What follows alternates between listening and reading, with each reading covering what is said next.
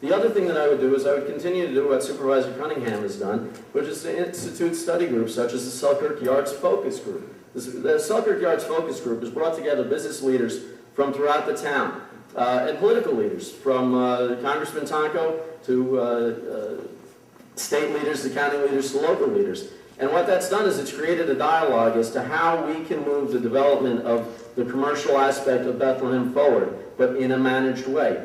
We don't want big box stores, but we do have here in Bethlehem quite a few large businesses. We have CSX. It's a major hub that serves the entire northeast of the United States. These are commercial enterprises, and they are where they are. And we do have some big box stores, but we must continue to provide means for small businesses to move in here by making neighborhood-friendly areas where people can walk and shop. And we also have to encourage them to use green technologies. Everyone can save money simply by using the technologies that are out there. Thank you. Thank you very much, Mr. Jordan. Mr. Kuzari. Thanks, Bill. Well, before I answer the question, I just want to, on sidewalks, apparently Mr. Flanagan isn't going to around door to door as much because the most popular issue at the door, it's not taxes, it's not infrastructure, it's not growth, it's sidewalks. And people who live in most of the communities in town, whether we're talking about Glenmont or parts of Selkirk, we're talking about parts of North Bethlehem, Slingerland, is they want a sidewalk, they want a pedestrian, a bicycle access to the center of town. Now on to the question of development. Mr. DiMaggio mentioned that we have 7 shovel-ready sites. Exactly.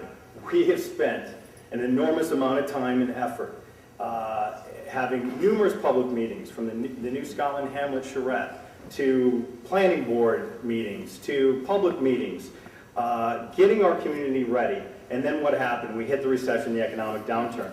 We do, in fact, have a shovel-ready site. We have built an infrastructure that can handle new investment, but we're also looking for the right kind of investment or the right kind of economic development in Vista. We easily could have, we've had some opportunities to bring in. We've been approached by grocery stores and big box stores, but we have refused. Why? Because we want good, clean economic development in those areas. Selkirk Rail Yard, we have worked again with SABIC, Corning, and our other major players, CSX, along with our state and federal leaders. As a matter of fact, one person who participated in the Selkirk Rail Yard said, "This is the first time I've lived and worked in this community for 25 years, and this is the first meeting I've ever attended that had community leaders from the town level, county, state, and federal, and business leaders in town."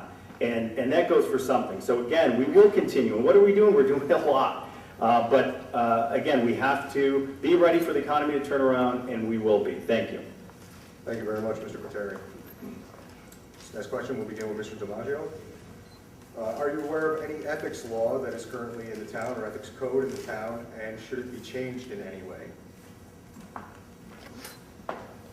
Well, those of you who read the Spotlight have been reading about Councilman Messina's attempt to win a spot on the ballot of the Working Families Party and also the Independence Families Party.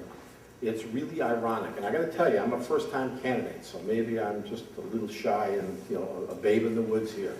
But I find it incredible that Matt Klein, who's the Democratic chair of this town, is in fact, as that party official, is also one of the 2 commissioners at the Albany County Board of Elections who makes a determination on people's access to party lines and ballots. I think that's unconscionable. There should be change in ethics laws to effectively, you get one or the other, you don't get both. You want to be a party leader, you're a party leader, but you don't get to be a public official who renders an opinion about someone who, in fact, you may not want on that line because it will challenge your candidate. So this is something we definitely need a change in the law, whether it's state or local law. Something has to be done. The New York State election law is about keeping people out. You've all read about it. I've seen it. This is time to clean things up and to make it so people are encouraged to engage in the process. That's the thing that Sam and I have talked about, and John as well, is to encourage people to be in the process. It's not about controlling who gets to know what goes on in government and who, in fact, gets to decide whether they want to run for office. Thank you very much, Mr. DiMaggio. Mr. Jordan? Thank you. I am not aware of any local law that pertains to ethics. There are, however, state laws. There is the Commission on Public Integrity that oversees some of those laws. There's the Attorney General's Office that oversees some of those laws as well. There's no law that I'm aware of that prohibits a political leader, who, by the way, is elected by the members of his or her party to be the political leader, from serving as that party's member in the Board of Elections. In fact, it happens on the state level, and it happens on the local level. In fact, pursuant to the election law, the members of the boards of election, and by the way, Matt Klein is not running for office, so I'm not quite sure why we got into this, but since we're into it, the state election law provides that the boards of election shall be comprised of 2 members, one from each of the 2 major parties. Naturally, these are political leaders. They are in every county, they are on the state level. That is our law. Thank you. Thank you very much, Mr. Jordan. Mr. Quateri? We, first to answer the question, we do have ethics laws, and they're in the town law manual. There are plenty of them. The town is permitted to have an ethics committee, as they are permitted to have many other committees. You know, I came to this debate with a 102-degree temperature to stay positive and to really talk about what people want to hear. But, I mean, I got to tell you, after hearing what Mr. DiMaggio just said, I'm just appalled, okay? We want to talk about disenfranchising voters, and we want to talk about ethics. We've had 3 lawsuits brought up to disenfranchise voters. 3. One to prevent an Independence Party primary and disenfranchise 1,300 voters, where Mr. DiMaggio and Mr. Messina took us to court, sent private investigators around to people's houses to harass them and to get them to sign false testimony. In terms of Mr. Klein being a political leader, as well as being a board of commission, an election board of commissioner, the Republican election board of commissioners, Mr. John Graziano, who happens to be the Albany County chairman. These are political positions. There is no difference between the two. So I assume when he's talking to Mr. Klein, he's also talking to Mr. Graziano.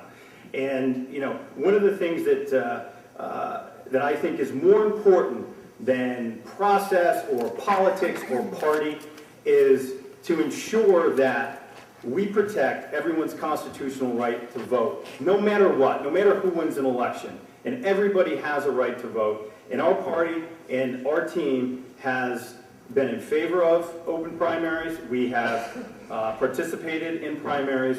And I just find it appalling that Mr. DiMaggio can sit there and say that he's for ethics and open voting and then pull some of the stunts that they have. Thank you. Thank you very much, Mr. Quateri. Mr. Flanagan? I am now aware there is an ethics manual.